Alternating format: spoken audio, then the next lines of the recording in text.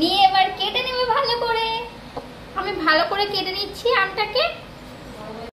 সব ভালো করে কেটে নিয়েছি। এইভাবে আমগুলো ভালো করে ধুয়ে সেদ্ধ বসিয়ে দিয়েছি। এগুলো ভালো করে সেদ্ধ করে নেব। হয়ে গেছে, এবার নামিয়ে নিব। আমগুলোকে ভালো করে সেদ্ধ করে নিয়েছি। এবার মিক্সচার করে নেব আমগুলোকে।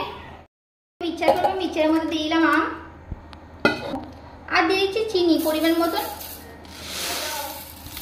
আর এর মধ্যে ঠান্ডা জল দিয়ে দিচ্ছি। এটাকে আমি ভালো করে মিক্সচার করে নেব। ভালো করে পেস্ট করে নিয়েছি আম, চিনি আর লবণটা বলা হয়নি, আমি একটু লবণ দিয়ে দিয়েছিলাম। তোমরা পারলে লবণটা উপর দিয়ে দিতে পারো। আমি লবণ দিয়ে মিক্সচার করে নিয়েছি, ওটা দেখানো হয়নি। তা তোমরা পারলে অবশ্যই লবণ দিয়ে দিও। আমি ভালো করে পেস্ট করে নিয়েছি। এবার আমি এটা একটা পাত্রে ঢেলে দেব। এবার আমি পাত্রে ঢেলে নিচ্ছি। এবার আমি ঠান্ডা জল দিয়ে দিচ্ছি। অনেক গাঢ় হয়ে গেছে, তাই ঠান্ডা জল দিয়ে দিচ্ছি এর মধ্যে।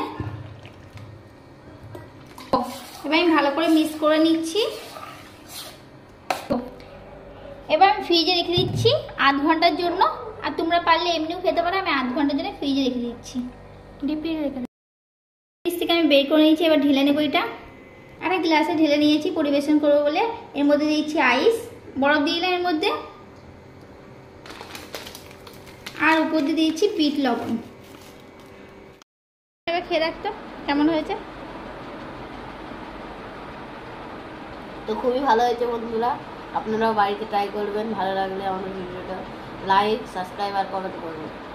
এই গরমে মানে গরমের সময় আম হয় সবাই জানো, আর এই কাঁচা আমের শরবত সবাই খেতে পারবে। Tata bye bye. Heavy tasty খেতে ছিল। তো পরের ভিডিও আবার দেখা হচ্ছে।